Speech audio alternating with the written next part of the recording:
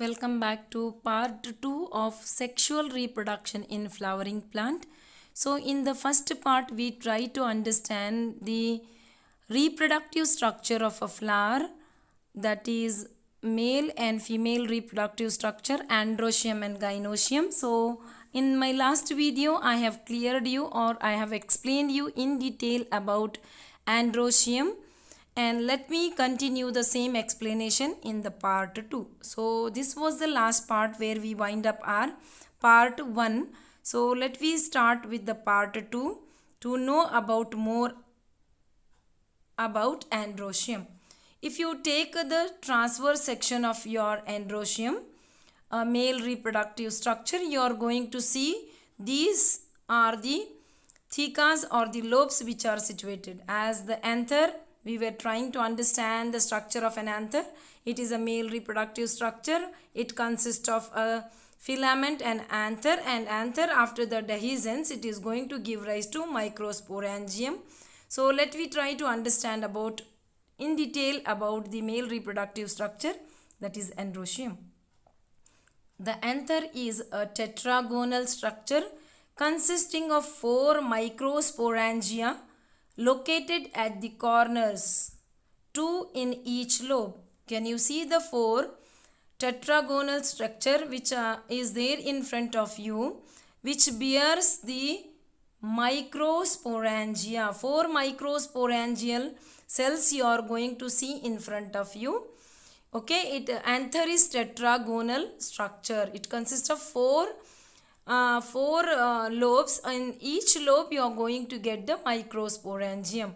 The microsporangia develop to pollen sac. Each microsporangia is going to develop into a pollen sac. They extend longitudinally all through the length of an anther and are packed with pollen grain. So each microsporangia is going to develop into a pollen sac. Please don't get confused. So anther is having a microsporangia in them. So these microsporangia are going to develop into pollen sac. So each pollen sac is containing pollen grains, number of pollen grains. Fine. So now the structure of more clear structure of your microsporangium. After the anther dehiscence, it is going to give you microsporangium. It develops into pollen sac, and the pollen sac contain your pollen grain. Fine. So a typical microsporangium is nearly circular in outline. If you see your structure of microsporangia in a microscope, if we glance the structure of microsporangia in the microscope, you are going to see it's nearly, not absolutely circular, it's nearly a circular in outline. It is surrounded by 4 walls. So our microsporangia is made up of 4 walls. First is epidermis, next endothecium, middle layer, and the next one is tapetum. Have a look on the arrow mark, which consists of epidermis, endothecium, middle layer, and tapetum.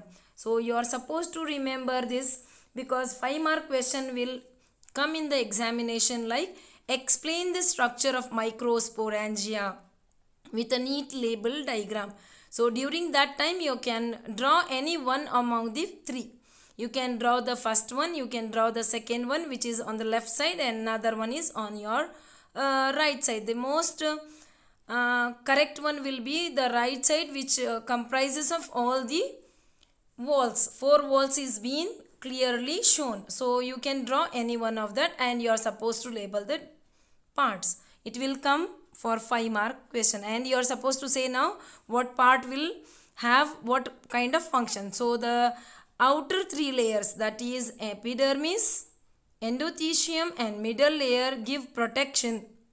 What is the work of epidermis and endothecium and middle layer, my dear students? So these endothecium, epidermis, and middle layer, they are meant for protection and help in dehiscence of anther to release the pollen. So these epidermis, endothelium and middle layer are protecting the inner pollen grains, and not only that, they make these microsporangia to dehiscence. They are going to help in dehiscence of anther to burst out the anther, and pollen grain has to release from it. That is the function of the three layers. Coming to the last layer, that is tapetum, which is the innermost layer of our microsporangia. It is the function of the tapetum is nourishes the developing pollen grain. So the pollen grain which are going to come out from your microsporangia from after the dehiscence, no, it has to get nourished. The nourishment will be given by the tapetum, so that the pollen grain has to come out. Pollen grains are going to get nourished by the innermost layer of your microsporangium, that is tapetum. Cells of the tapetum contain dense cytoplasm and generally have more than one nucleus. So what is the cells of the tapetum? How the cells of the tapetum look? The cells of the tapetum, they contain very dense cytoplasm and they have more than one nucleus. Okay, in the young anther, after the dehiscence, as the young anther, during the young anther, each microsporangium has sporogenous tissues. See, you have to remember all these things. So during the young stage of your anther, you are going to see sporogenous tissues in your microsporangium at the center. You can have a look. There are number of sporogenous tissues which are at the center. It consists of compactly arranged homogeneous diploid cells. Okay, we call them as sporogenous cells. So sporogenous cells constitute sporogenous tissues which are present at the center of your microsporangium. So the clear picture of your microsporangium is here now. You can have a look. As the anther develops, each sporogenous cells, microspore or pollen mother cell, we call it as microspore also. For sporogenous cell, we call them as pollen mother cell. Different books have used these terminologies. So you are supposed to remember all these names. You can call them as sporogenous cells, you can call them as microspores, or you can call them as pollen mother cell. So they undergoes meiotic division to form microspore tetrad. As I said, the first one, our microsporogenesis is a process. Now we are going to study about what is microsporogenesis now. So our microsporangium is a tetrad, as I said you in the beginning. So how this tetrad are formed, now you are going to see. As these pollen mother cell, they undergo a meiotic cell division, so it forms microspore tetrad. These microspore arrange in a cluster of 4 cells. The formation of microspore from pollen mother cell through a meiosis is called microsporogenesis. One more question usually asked during your examination. Define microsporogenesis. So what you are supposed to write? The formation of microspore from a pollen mother cell, PMC. That's nothing but pollen mother cell. Formation of microspore from pollen mother cell through meiosis is known as microsporogenesis. Have a look on that. Epidermis, fibrous layer, tapetum and pollens are being shown clearly. So this pollen mother cell will go for meiosis. They forms a tetrad of pollen. Again they get separated to produce pollen grains. Fine.